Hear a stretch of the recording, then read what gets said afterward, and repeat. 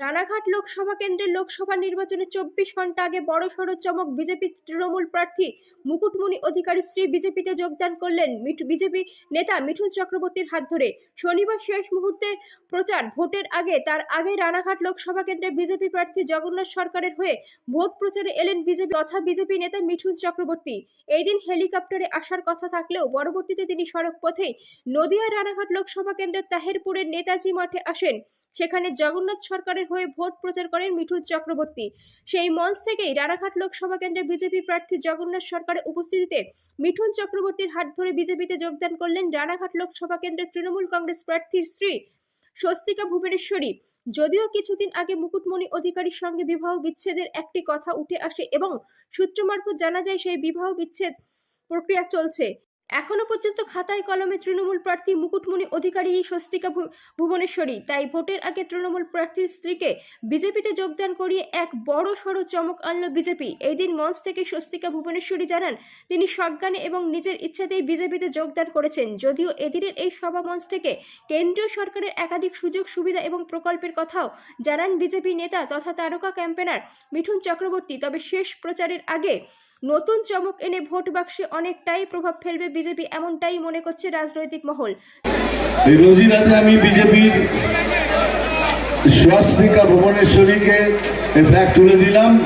একটু আগে শুনেছেন আমাদের অপোজিশনের যে ক্যান্ডিডেট আছে তার এখনো পর্যন্ত লিগালি স্ত্রী, তিনি বিজেপি জয়েন করলেন। সেই জন্য এটা খুব জরুরি, কেননা হয়তো ওনার হাতেই রয়েছে এটা। উনি যে এখনো লিখিত আমাদের যে অপোজিশনের আছে তার লিগালি মানে আইন মতো এখনো স্ত্রী, সেটা তিনি কিছু বলতে চান। বলো, এক মিনিট। মুকুটমণি অধিকারীর লিগালি রেজিস্ট্রি করা ওয়াইফ আমি, স্বস্তিকা ভুবনেশ্বরী।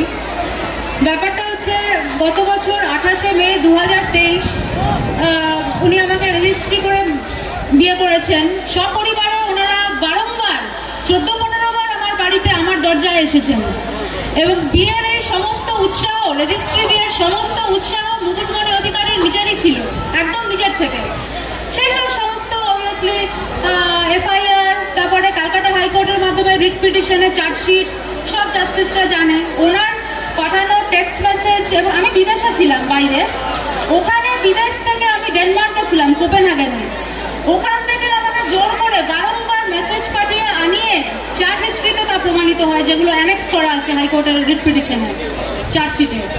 তো ব্যাপারটা হচ্ছে যে আমাকে জোর করে আনিয়ে ওনারাই আমার দরজায় বারংবার আসে এই বিয়েটা করার জন্য। উনি বিয়ের ব্যাপারে মানে মুকুটমণি অধিকারীর মারাত্মক উৎসাহ ছিল এবং ওনার পরিবারের।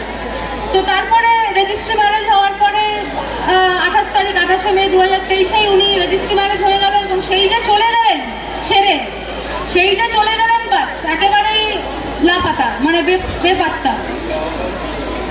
এবারে সেটাই তো আপনারা মানে মুকুটমণি অধিকারী এবং তার পরিবার আমাকে এবং আমার মাকে, আমার তো বাবা নেই, ভাই বোনও নেই, আমি আর আমার মা একলাই, হ্যাঁ, তো আমাদেরকে পুরোপুরি ঠকিয়েছে।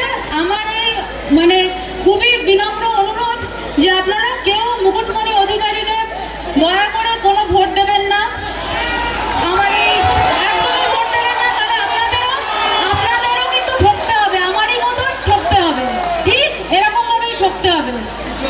আর আপনারা আমাদের এই জনদরদি, মানব দরদি আমার এই আঙ্কেল জগন্নাথ সরকার আঙ্কেল, এনাকে বিপুল ভোটে পদ্মফুল চিহ্নে ভোট দিয়ে আপনারা বিপুল ভোটে জয়যুক্ত করুন, বিপুল ব্যবধানে।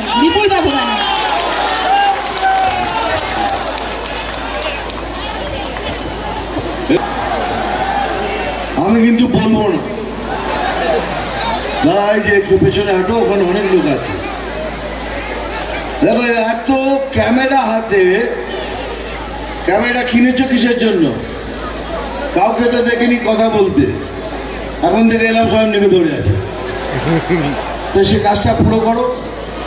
চলো, আমি এদিকে আসছি, ছবি তুলে নাও, চলো।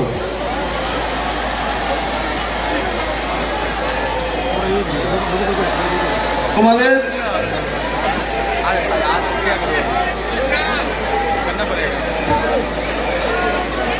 চলো তোমরা তোলো ছবি হয়ে গেছে, তোমরা চলো ঠিক আছে, তোমরা তোলো, যা পারবি পড়ে যাও।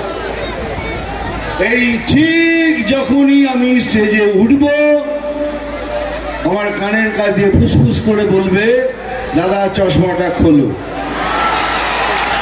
কিন্তু আমি খুলব না।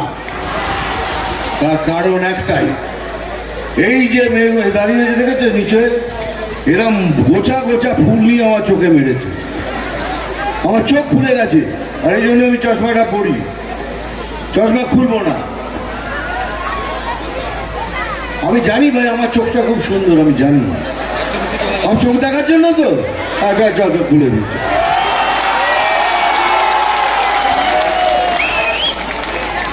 এই চোখটা দেখার জন্য পৃথিবীর লোকরা বসে থাকে জানিস, সব সুন্দর সুন্দর বিদেশের মহিলারা বলে কি সুন্দর আপনার চোখ।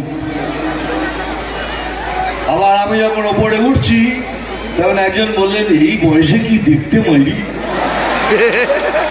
এটা তো সত্যি বল, যতই কে বলছে উনি বলবেনই, ওনার আর কিছু নেই, মুসলমানদের ভয় দেখানো ছাড়া ওনার কাছে আর কিছু নেই।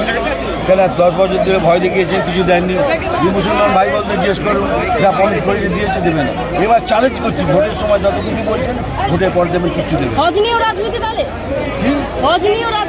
একদম একদম, মানে উনি যা বলছেন সব মিথ্যে। বলুন